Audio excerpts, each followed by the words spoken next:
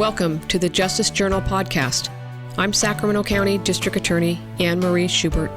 I hope you enjoy this podcast series where we discuss important public safety issues and provide insight into who we are as an office and what we do both in the courtroom and in the community to provide the highest level of public safety through prosecution, prevention, and innovation. Welcome to the Justice Journal podcast. I'm your host, Shelley Oreo. Today's podcast is the second of a four-part series on the topic of DUI, otherwise called driving under the influence. And today's discussion will be on the Dui Treatment Court, which is one of many Sacramento County collaborative courts. I'm joined by the Honorable Lawrence Brown, Deputy District Attorney Kelly Clark, Deputy District Attorney Judith Mummert, Maegan Gannon from the Public Defender's Office, and Alberto, who is a graduate of the program. Welcome, everyone. Hi, thank you. Can I have each of you introduce yourselves, just a little bit on your background and your current role in the DUI Treatment Court? Kelly, I'm going to start with you. Thank you. Hi, my name is Kelly Clark, and I'm a Deputy District Attorney with the Sacramento District Attorney's Office. I've been a Deputy District Attorney for about 23 years, and I've worked in a lot of different assignments. I'm currently assigned to the misdemeanor unit as the lead Deputy District Attorney. Specifically, I'm the grant-funded prosecutor assigned to the Office of Traffic Safety Grant for driving under the influence and driving under the influence of drug prosecution, education, and outreach.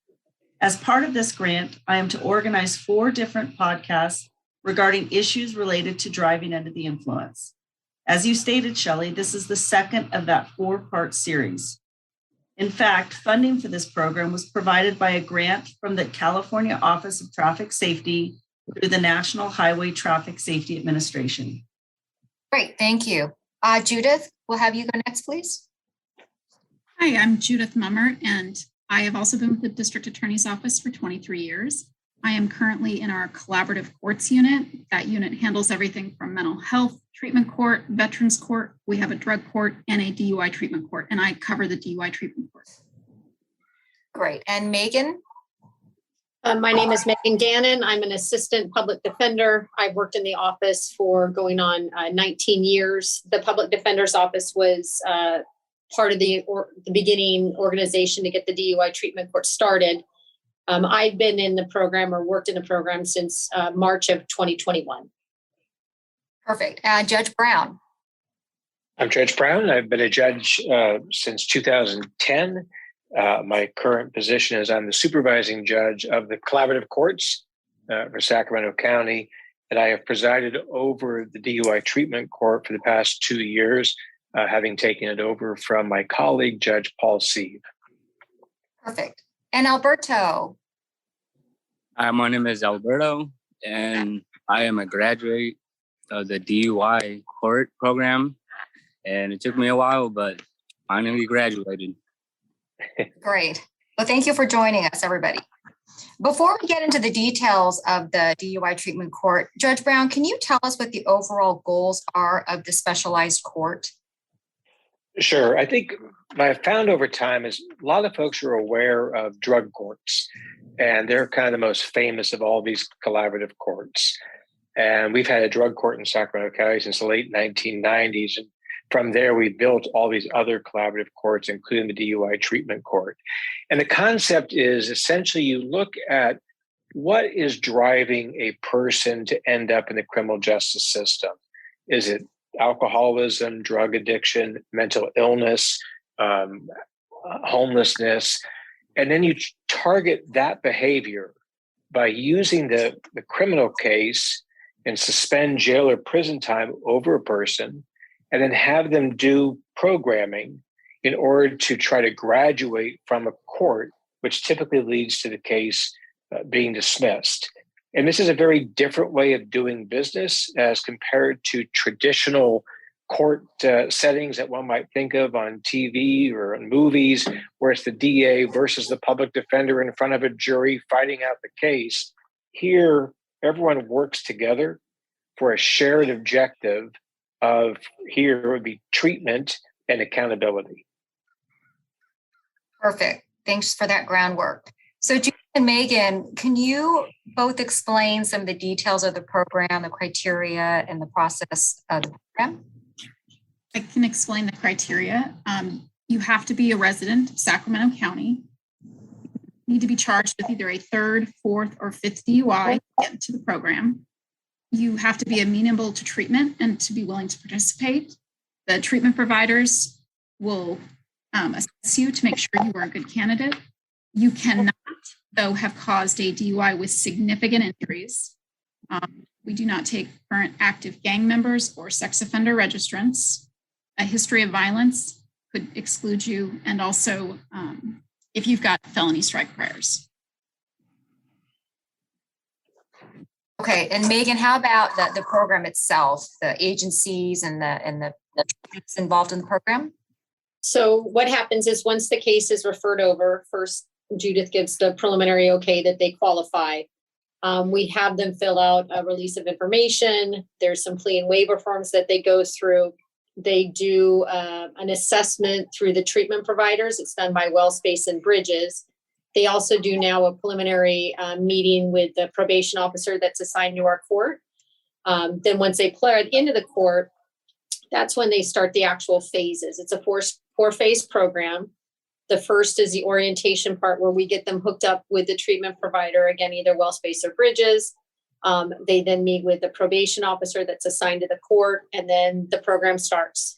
They're doing weekly meetings through the treatment providers. They're doing drug testing that's done on they call in the morning. It's a color code system. So then that way they don't know that they're going to be tested. If their color's called, they have to go in and be tested. They meet 5 days a week, either with treatment providers or meeting with probation. And then as they progress through the different phases, that becomes less burdensome. There's less they have to do just to make it so they can start working, so they can do the SB 38 D&B class, things like that. And then as they progress along, at the end of phase 4 is when the graduation happens, as long as they abide by all the terms and conditions of the program. And they do come to court at the beginning twice a month. It's every other Friday, or basically the first and third Fridays. But as they go, even that becomes less onerous on them. Now it's only once a month as a check-in as they do well and progress through the program. Great. So this question is for all of you, really. What is the process of the court, and how do you all work together behind the scenes and in the courtroom? So I don't know if it's not pretty. It's not pretty, Sheila. It actually, we all work, I think, very well together. I've been so impressed with the interaction between the district attorney and the public defender in these courts, and how much the hard work gets done by their working through problems that come up and having conversations about it. And it really is done in a very collaborative way, where, the DA isn't forfeiting their concern over things like public safety, and the public defender isn't forfeiting their concern over things like due process. But it all seems to work really quite beautifully. Judith and Megan, do you have anything to add to that? I would just say when we have the court on those Fridays at 1:30, we all meet at 11 o'clock the morning of court. It's the public defender, Judith is there, Judge Brown is there, probation's there, and the treatment providers are both there. And we go through and speak about each client specifically and separately, how they're doing. If there's been, Judith likes to call them hiccups, and something we have to deal with they're not doing great. We gotta deal with them in some fashion. But that all happens behind the scenes. So then when the clients come on at 1:30, we've all discussed what's already going to happen, which, like Judge Brown says, it just works out so lovely, because then it's not a fighting as you're in there about what's going to happen. Sometimes there's discussions, but you basically know ahead of time exactly what's going to happen once court comes. And sometimes that means they have to show up out of custody and get remanded into court because they've been caught driving or some violation of the rules that warrants a jail sanction. Those happen as well. Even if something happens in between the 2 weeks, we'll have emails that go out to our team, the PD, the DA, the probation, treatment providers, and we'll talk about issues and emails so that we're all kind of kept in the loop and we're all working for the same goal and to get these people treated. Right. So it sounds like a lot does happen just among yourselves prior to going into court. So that the court seems to run more smoothly because of that. So let's talk about successes and setbacks. Do you have statistics that you'd want to share? How many clients that you have at a given time in the program? How many graduates there are, even if in more recent years? Are there any stats that you would like to share? Well, last year we had 16 graduates. We normally, it's just the last 3 years has been between 55 and 62% of the people that entered the program graduated. We have a very diverse group of individuals in this program, so it's really lovely. Like ethnicities, genders, ages. It's just a big group of anyone that wants this treatment that qualifies and that we can get into this program. We'd love to take. I did research and found that there was a study done in 2016 by the National Center for DUI Courts, and they found that 60% of DUI courts, or the recidivism, I should say, is reduced by 60% by people who go through these courts and graduate. So if you can imagine that, all the people that drive intoxicated, in California alone, I think it was 29% of fatality collisions involving drivers with a 0.08 blood alcohol or more. That's a third of our fatalities from collisions happen from DUI drivers. But if we can get them through programs like this, they are 19 times less likely to drive again while impaired. So if you can bring that down, if you can bring down the fatalities, the property costs, all of that, that is such a win for our community. It makes it safer. And they also found that for every dollar that's invested in a DUI court, that we save approximately $3 as a community. So I think that is all really good things for Sacramento. Right. Absolutely. What are the lifestyles like of the people that go through your program? You said they're very diverse, but what are their backgrounds like? Are they professionals? Are they, is there any kind of description of who your general clients are in the program? I would say no to that. I think unlike when you look at the recovery treatment court, which is commonly called drug court as well, or the mental health court, you get a certain segment of the population, generally unhoused, things like that we get. But I think the DUI treatment court, why I like doing it so much, is because it's such a broad spectrum of the society. And they do tend to be, I think, I don't know, not higher functioning, but people you wouldn't expect to see in our courts are the ones that generally end up in the DUI treatment court. Is that a fair way to say it, Judith? I don't know how to say it without. No, I think compared to like our mental health courts, these everyday, could be your neighbor, could be your, friend, could be your uncle, it could be, they're just a wide segment of society. And, for whatever reason, they need some help. Yeah. What about, somebody mentioned, I think Megan, you mentioned earlier, if there are setbacks. So if somebody has a setback, program adjusts for that to overcome that setback, or can you just describe a case where you have had those kinds of challenges? Yeah, there's actually a whole that we give the clients before they come into the court. It's the DUI handbook, and it spells out for them exactly what they're going to be required to do while they're in the program. And one of the sections is on sanctions. It can be something that someone should have called a treatment provider and they never got back to them. So that might warrant Judge Brown giving them a stern talking to, which is one of the initial sanction list things that can happen, or not showing up to the treatment programs on time. Maybe that warrants an essay. They need to write an essay about time management and how to keep that going. And then there's ones that warrant jail sanctions. And that can be, this is DUI treatment court. You're not supposed to be driving a car. You've had at least a minimum of third DUI. So your license is gone for a set period of time. Those warrant jail sanctions, where they will be ordered to come to court in person, whether it's on our court day or not. We want to get them as soon as it happens. And then we'll turn themselves in for jail sanctions. Repeated drinking will get you that. Drug use, things like that will warrant. And then sometimes the behavior is so bad it warrants them going into custody and waiting for a rehab bed if they want to stay in our program. that we need to get them more than just the outpatient kind of things too. That can happen as well. And those are things that you all, again, collaborate, agree upon with what happens there. Yes, everyone has to agree. Maybe not at first. I mean, there might be, well, I think it should be a lot harsher. And that's generally Judith thinking it should be a lot harsher than what I think it should be. And then Judge Brown does a great job of moderating what I think it should be and what Judith thinks it should be. And then we all come out, it's negotiation. No one's ever truly happy, but it works. Right. That's my goal, is to make no one happy. Well, let's talk about, how do you all personally and professionally feel about your role in this treatment court? As Judge Brown said, it's a different way of doing business. So can you just talk from that perspective on your role in this program? I'll take a stab. I would admit that I had some reticence in taking on this court when it was assigned to me a couple of years ago. And I say that because, I had been a prosecutor myself in a different county, and I had served as executive director of the state district attorney organization for a number of years. And while I was there, we set up a DUI prosecution project. And I can assure you it was much more about sort of punishment and stiffer, sentences than it was about things like treatment, to be honest.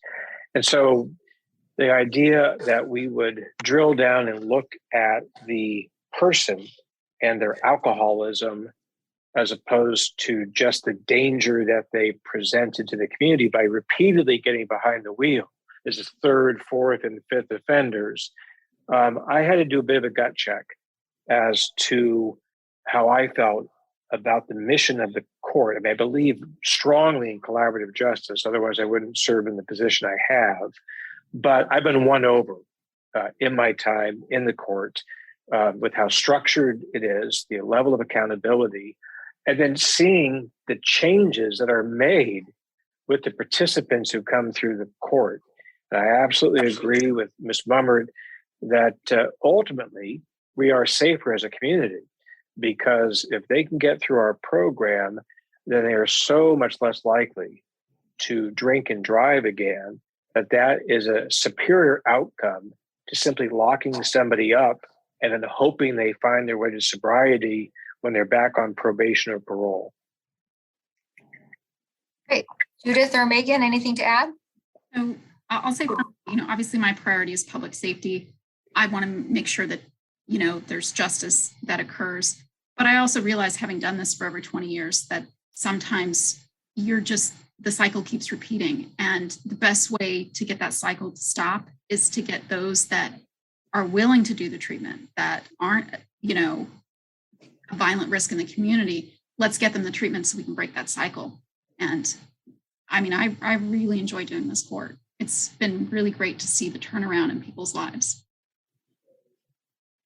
And I think I would echo initially what Judge Brown said, that when they told me I was going to start doing this court, because I was already doing mental health court and recovery treatment court, and Prop 36 court as well, actually, that I didn't want to go into it.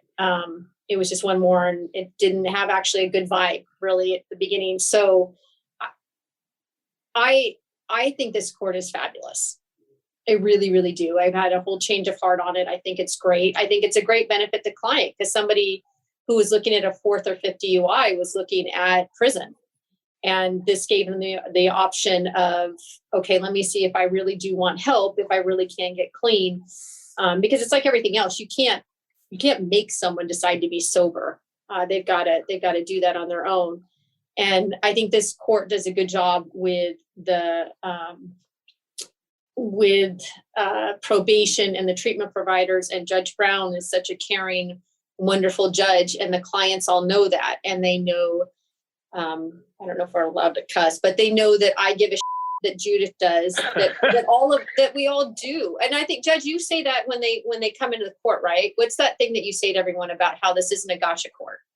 Yeah, but say it's not a gotcha court. It's about treatment and about accountability. And we're going to get to know who you are, and we're going to celebrate your successes. Yeah, and I think the clients get that. I mean, Alberto will be able to tell us if we're all full of it, but I feel like they do. I feel like they do get it, that we all care and want them to stay sober and lead much more productive lives. And it is interesting that on the calendars that we get when we have the courts, you see the booking photos. So you see them at their worst in these photos, and you see how much progression happens while they're in the court. And it's lovely. It fills your soul a little bit doing these courts. It's great.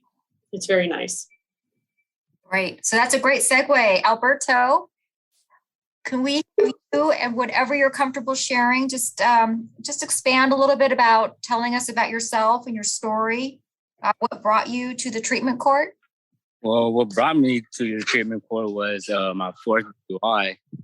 And I got that a day after my birthday. So I was in jail for Thanksgiving and, the holidays and everything. And the first deal they gave me was, 2 years and 8 months in the state penitentiary. And, I was already in jail. So I was like, all right, I'll do it. But they finally gave me another deal. And, it was DUI court. And they told me I could get out that day. So I was like, yeah, I'm doing this for sure. I'm getting out today. I don't have to go to prison. Just do this little court. And when I started, it was good. It had a lot of things that were required. But just like anybody with an addiction, they think they can manipulate the system, and it just never works. It never works. And I've done it for so long, and me back in jail. So after a couple sanctions, they gave me the 3 months in residential rehab. And I didn't think I was going to get it at first, because when I talked to my probation officer, she was like, oh, we'll talk about that when you get here, what they're going to do with you. And I was like, oh, yeah, I'm going to prison. So, and I don't know what, Judge Brown seen in me, but he, gave me that choice to sit in jail for however long it took rehab to have a bed open. But he gave it to me and I took it. And, rehab is probably one of the best things that I've gone through. It was a struggle, just meeting all those different kind of people there that have different types of addictions, and living in a house full of men, and being out, but not being out, but to actually learn, every single day we had classes and, our little groups, and just to learn why we do the things that we do and how to prevent those things, and to actually, be able to talk to people that go through the same struggles, that just want to, better themselves, and just being around those kind of people, and even the counselors, that have gone through the same things that we have. And that really helped me out. The outpatient, I was just like, okay, I'm just here for an hour and a half, just write down a couple of things on this piece of paper and I'm good. But, the rehab really, it was a blessing for that. It really taught me a lot. What would you say to our listeners about the DUI treatment court and the people involved? You mentioned Judge Brown. How about Maegan and Judith? What would you want people to know about your experience with the program and what it did for you? They're really good people, and me growing up, I always think the system's out to get me. Just with my alcoholism, I'm always thinking somebody's gonna try to get over on me, or they're just doing this just so I could mess up, just so I could go to prison and, just let me free for a little bit, go through all these little loops and holes and all kinds of stuff. And at the end of the day, I'm just, back in jail.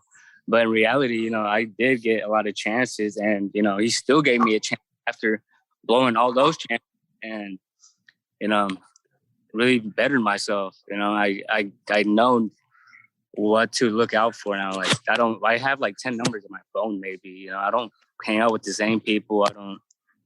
I just do me now. To really worry about me, myself, and I worry about my son too, but if I can't take care of myself, how can I take care of him? How are you doing today? Sounds like you're doing well. I'm actually I'm doing good, way better than before. Me, my son's mom, we're not together, but we're probably like in our best, the best that we've been for a long time. We still have our communication and stuff. I still see my son all the time, and none of that arguing stuff anymore. My friends are maybe like 2 or 3, and I call them my brothers, and we talk on the phone every single day, you know, and they're people that have families and, you know, do good for themselves too, not just running amok everywhere. Great. Well, thank you so much, Alberto, for sharing that. So for everybody else, are there any last thoughts or comments that you want to make on the court or Alberto or anything we've discussed that we haven't? I'll just say this, you know, I'm incredibly proud of Alberto, and he was worth giving those extra opportunities that the team, we all agreed to give him these opportunities. And he was always respectful and polite, no matter how bad things got. He was always just a good guy. And we knew he wanted to be that much better of a father. So I find it very gratifying to see how well he is doing. And it helps pay it forward for others when they're looking at potentially long prison sentences and we take a chance.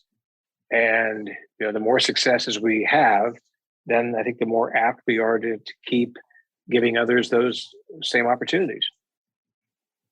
Yeah, I was real bummed when you didn't show up for that court. Oh man, Judge Brown isn't here.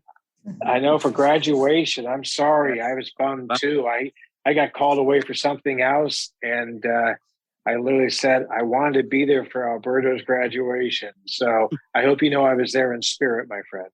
Yes, sir. This was just worth doing to listen to him. That was Alberto. Yeah. That was impressive. Really, buddy. I mean, the insight that you showed when you were just talking was amazing. I'm so proud of you. I was proud of you when you graduated, but I'm more proud now. That was great. Judith? No, I'm proud of him too. I mean, that's why I chose him to come back here. But I was just looking at what his essay was when he graduated, and it just, the one line that I always stuck with me, he said, "It wasn't no passages at Malibu, but it was exactly what I needed." And I just thought that summed it up. It really wasn't. What I would just say is Sacramento County is lucky that this court exists. They're lucky that they have Judge Brown. They're lucky that the DA's office is willing to put people that others would consider a danger out on the roads to give them a second shot like this. And our office is lucky that we get to be involved in it. It is a great, great program. And the pass rate, even if it's only half or 56% or whatever, that's amazing that you have people that have serious addictions and that we can get that many people through this program and hopefully to stay. The recidivism is so low that it's amazing. And I would want to note too, of the 58 counties in California, Sacramento is one of only 13 that has this kind of program. So I give credit to the stakeholders in the system here to have created this court. Well, I think Alberto is a great example of the importance of continuing this court, so we have more stories like his. I think we covered everything. So thank you everybody so much for your time, especially Alberto for sharing your personal story. With that, I'll say thank you and look forward to the next episode. Thanks, everyone. Thank you. Thank you. Thank you. Thank you for listening, and I hope you enjoyed this episode. You can find all of the Justice Journal podcasts on our website at sacda.org, iTunes, Google Play, and YouTube.